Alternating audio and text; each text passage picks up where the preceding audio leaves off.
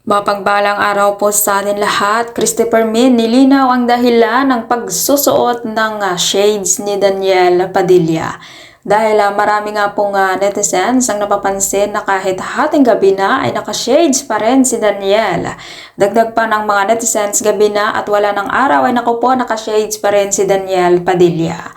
Kaya naman nagbigay ng dahilan si Nanay Christopher Min kung bakit nga ba laging naka-shades si Daniel.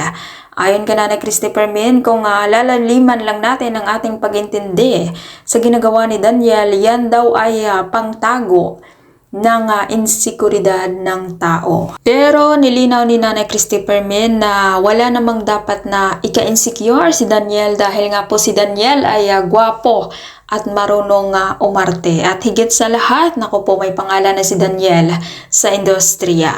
Kaya naman wala siyang dapat na ika-insecure. At dagdag pa ni Nanay Christopher Min na baka naman talagang hindi lang siya makakilos kapag hindi naka-shades.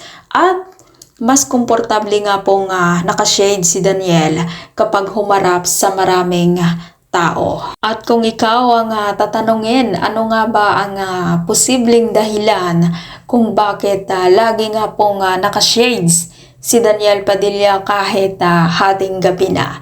At kung ikaw hindi pa nakasubscribe ng aking channel, mag-subscribe ka na sa aking channel, Ives K. Velasco. Maraming salamat at mapagpalang araw po sa ating lahat.